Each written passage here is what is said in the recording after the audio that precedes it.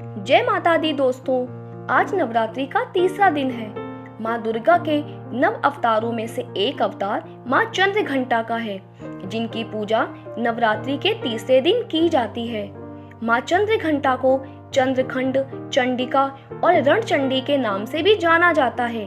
इनके माथे पर घंटे के आकार का अर्धचंद्र है, इसीलिए इन्हें चंद्रघंटा कहा जाता है।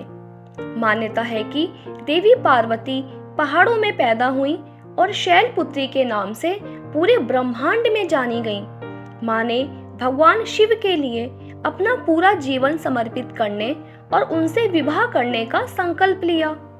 माँ पार्वती हमेशा अपने इस संकल्प पर दृढ़ रहीं। उन्होंने लगभग 5000 वर्षों तक भगवान शिव की तपस्या की थी। एक दिन भगवान शिव ने पार्वती से कहा कि वो कभी अपने जीवन में किसी स्त्री से विवाह नहीं करेंगे। यह सुनने के बावजूद पार्वती ने शिव को जीतने को अपने संकल्प को नहीं खोया। वो सारी सुख सुविधाएं त्याग कर भगवान शिव की तरह ही पहाड़ों में रहने लगी और दिन रात तपस्या करने लगी। इसी कारण उन्हें ब्रह्मचारिणी देवी के नाम से भी जाना जाता है। पार्वती की निरंतर तपस्या ने भगवान शिव का ध्यान अपनी ओर आकर्षित किया और भगवान शिव ने पार्वती की परीक्षा लेने की ठानी। भगवान शिव ने परीक्षा लेने के लिए ब्रह्मचारी रूप धारण किया और पार्वती से मिलने पहुंचे। उन्होंने पार्वती के सामने भगवान शिव की बहुत बुराई की और कहा वह नागधारी और विषधारी हैं और आप उनके साथ जीवन में कभी भी सुखी नहीं रह पाएंगी। आपको हमेशा दुखों का सामना करना पड़ेगा। लेकिन माँ पार्वती ने उनकी एक ना सुनी और क्रोधित हो गईं। उनके क्रोध को शांत करने के लिए भगवान शिव अपने असली रूप में आए और उनकी तपस्या से खुश होकर पार्वती को पत्नी के रूप में स्वीकार कर लिया। लेकिन पार्वती ने शिव से उनके घर आकर पूरे विधि विधान के साथ विवाह का आग्रह किया। जिसके कुछ समय बाद जब भगवान शिव और पार्वती के विवाह का समय आया तो भगवान शिव कुछ ऐसी बारात लेकर पहुंचे जिसमें भूत, तपस्वी, ऋषि और अघोरी शामिल थे। सबसे अचंभित करने वाली बात तो यह थी कि भगवान शिव के गले में फूलों की जगह सांपों की माला थी। इसके अलावा भगवान शिव के शरीर पर वस्त्रों की जगह राख लिपटी हुई थी। उस वक्त पार्वती ने भगवान शिव को शर्मिंदगी से बचने के लिए माँ चंद्रघंटा का भयानक अवतार धारण किया।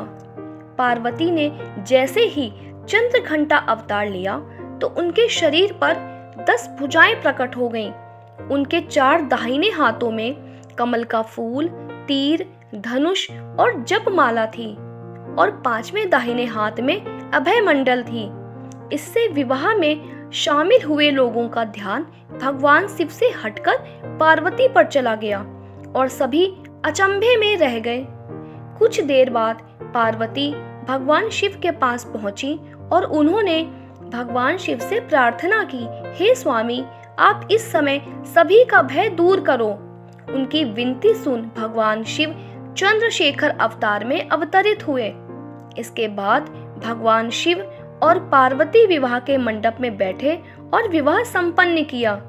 माँ चंद्रघंटा अपने भक्तों पर सदैव कृपा बनाए रखती हैं। जो भी माँ की सच्चे मन से आराधना करेगा, माँ उसके जीवन की सारी बाधाएं और समस्याओं को समाप्त कर देंगी और उस पर अपनी कृपा अवश्य बनाए रखेंगी।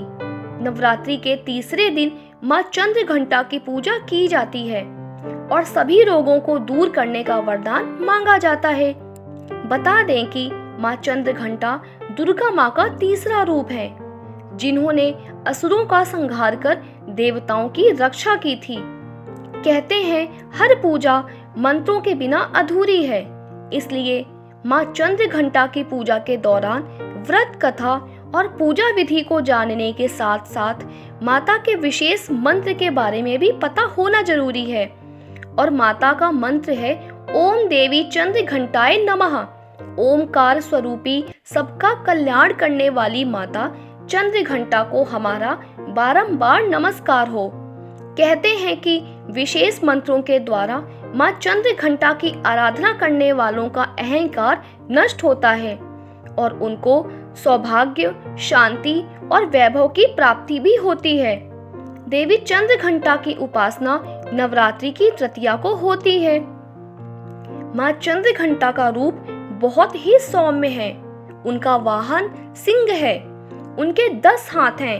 हर हाथ में अलग अलग शस्त्र हैं। वे आसुरी शक्तियों से अपने भक्तों की रक्षा करती हैं। माता की यह कथा हमें सीख देती है कि कैसी भी परिस्थिति हो, लेकिन हमें अपने लक्ष्य को नहीं छोड़ना चाहिए। इसके अलावा भगवान से अपने विश्वास को भी नहीं डिगने देना चाहिए, तभी हमारा कल्याण हो सकता है। जय माता दी।